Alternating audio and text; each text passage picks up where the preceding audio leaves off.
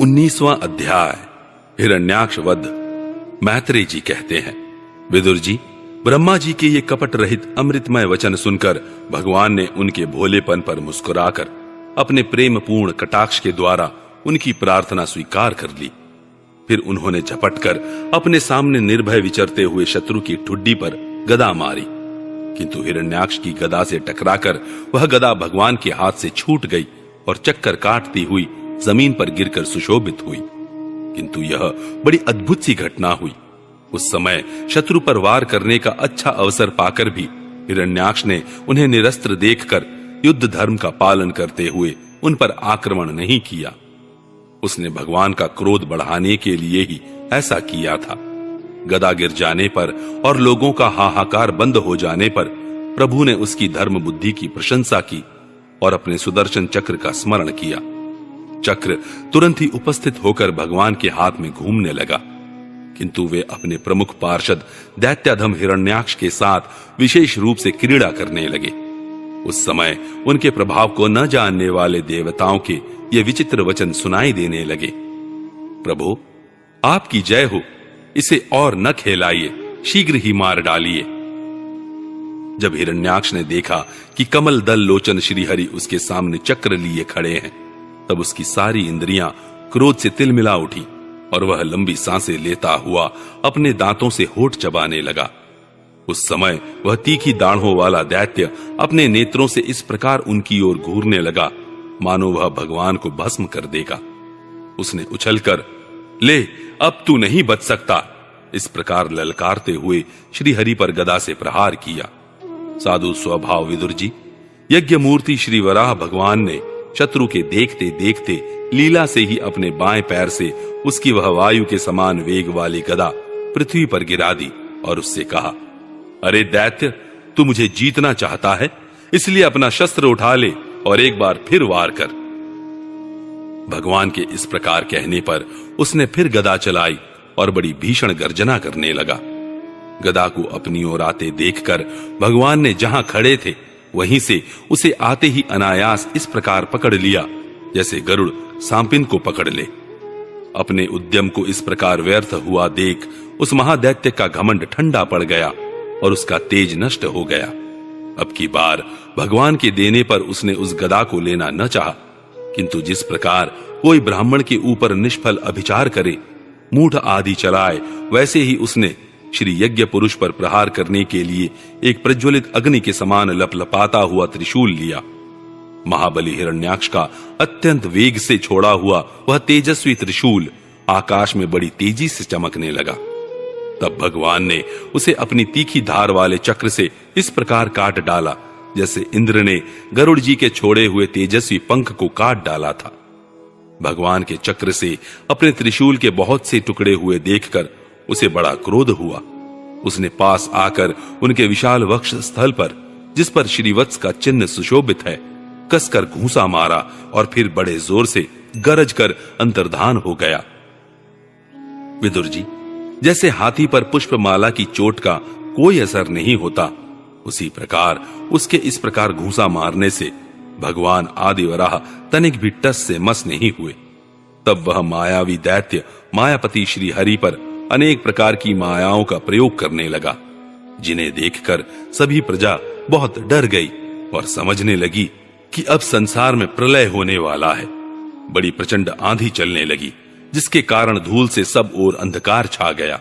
सब ओर से पत्थरों की वर्षा होने लगी, जो ऐसे जान पड़ते थे मानो किसी क्षेपण यंत्र से फेंके जा रहे हों। बिजली की चमचमाहट और कड़क के साथ बादलों के घिर आने से आकाश में सूर्य, चंद्र आदि ग्रह छिप गए तथा उनसे निरंतर पीप, केश, रुधिर, विष्ठा, मूत्र और हड्डियों की वर्षा होने लगी। विदुर जी, ऐसे ऐसे पहाड़ दिखाई देने लगे जो तरह तरह के अस्त्र शस्त्र बरसा रहे थे। हाथ में त्रिशूल लिए बाल खोले नंगी राक्षसियां दिखने लगी। बहुत से पैदल, घुड़सवार, रथी और हाथियों पर चढ़े सैनिकों के साथ आतताई यक्ष राक्षसों का मारो मारो, काटो काटो ऐसा अत्यंत क्रूर और हिंसामय कोलाहल सुनाई देने लगा। इस प्रकार प्रकट हुए उस आसुरी माया जाल का नाश करने के लिए यज्ञ मूर्ति भगवान वराह ने अपना प्रिय सुदर्शन चक्र छोड़ा। उस समय अपने पति का कथन स्मरण हो आने से दिति का हृदय सहसा कांप उठा और उसके स्तनों से रक्त बहने लगा। अपना माया जाल नष्ट हो जाने पर वह दैत्य फिर भगवान के पास आया। उसने उन्हें क्रोध से दबाकर चूर चूर करने की इच्छा से भुजाओं में भर लिया, किंतु देखा कि वे तो बाहर ही खड़े हैं। अब वह भगवान को वज्र के समान कठोर मुक्कों से मारने लगा। तब इंद्र ने जैसे वृत्रासुर पर प्रहार किया था, उसी प्रकार भगवान ने उसकी कनपटी पर एक तमाचा मारा। विश्व विजयी भगवान ने यद्यपि बड़ी उपेक्षा से तमाचा मारा था, तो भी उसकी चोट से हिरण्याक्ष का शरीर घूमने लगा। उसके नेत्र बाहर निकल आए तथा हाथ पैर और बाल छिन्न भिन्न हो गए और वह निष्प्राण होकर आंधी से उखड़े हुए विशाल वृक्ष के समान पृथ्वी पर गिर पड़ा। हिरण्याक्ष का तेज अब भी मलिन नहीं हुआ था। उस कराल दाढ़ों वाले दैत्य को दांतों से होठ चबाते पृथ्वी पर पड़ा देख वहां युद्ध देखने के लिए आए हुए ब्रह्मादि देवता उसकी प्रशंसा करने लगे कि अहो, ऐसी अलभ्य मृत्यु किसको मिल सकती है। अपनी मिथ्या उपाधि से छूटने के लिए जिनका योगीजन समाधि योग के द्वारा एकांत में ध्यान करते हैं, उन्हीं के चरण प्रहार से उनका मुख देखते देखते इस दैत्यराज ने अपना शरीर त्यागा। ये हिरण्याक्ष और हिरण्यकशिपु भगवान के ही पार्षद हैं। इन्हें शापवश यह अधोगति प्राप्त हुई है। अब कुछ जन्मों में ये फिर अपने स्थान पर पहुंच जाएंगे। देवता लोग कहने लगे, प्रभु, आपको बारंबार नमस्कार है। आप संपूर्ण यज्ञों का विस्तार करने वाले हैं तथा संसार की स्थिति के लिए शुद्ध सत्वमय मंगल विग्रह प्रकट करते हैं। बड़े आनंद की बात है कि संसार को कष्ट देने वाला यह दुष्ट दैत्य मारा गया। अब आपके चरणों की भक्ति के प्रभाव से ही हमें भी सुख शांति मिल गई। मैत्रेय जी कहते हैं, विदुर जी, इस प्रकार महापराक्रमी हिरण्याक्ष का वध करके भगवान आदि वराह अपने अखंड आनंदमय धाम को पधार गए। उस समय ब्रह्मादि देवता उनकी स्तुति कर रहे थे। भगवान अवतार लेकर जैसी लीलाएं करते हैं और जिस प्रकार उन्होंने भीषण संग्राम में खिलौने की भांति महापराक्रमी हिरण्याक्ष का वध कर डाला, मित्र विदुर जी, वह सब चरित्र जैसा मैंने गुरुमुख से सुना था, तुम्हें सुना दिया। सूत जी कहते हैं, शौनक जी, मैत्रेय जी के मुख से भगवान की यह कथा सुनकर परम भागवत विदुर जी को बड़ा आनंद हुआ। जब अन्य पवित्र कीर्ति और परम यशस्वी महापुरुषों का चरित्र सुनने से ही बड़ा आनंद होता है, तब श्रीवत्सधारी भगवान की ललित ललाम लीलाओं की तो बात ही क्या है।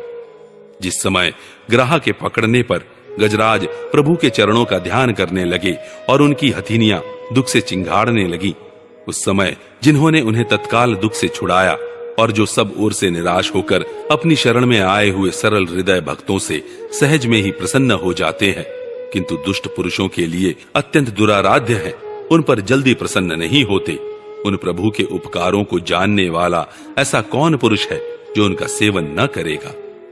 शौनक आदि ऋषियों, पृथ्वी का उद्धार करने के लिए वराह रूप धारण करने वाले श्री हरि की इस हिरण्याक्ष वध नामक परम अद्भुत लीला को जो पुरुष सुनता, गाता अथवा अनुमोदन करता है, वह ब्रह्म हत्या जैसे घोर पाप से भी सहज में ही छूट जाता है। यह चरित्र अत्यंत पुण्यप्रद, परम पवित्र, धन और यश की प्राप्ति कराने वाला, आयु वर्धक और कामनाओं की पूर्ति करने वाला तथा युद्ध में प्राण और इंद्रियों की शक्ति बढ़ाने वाला है। जो लोग इसे सुनते हैं, उन्हें अंत में श्री भगवान का आश्रय प्राप्त होता है।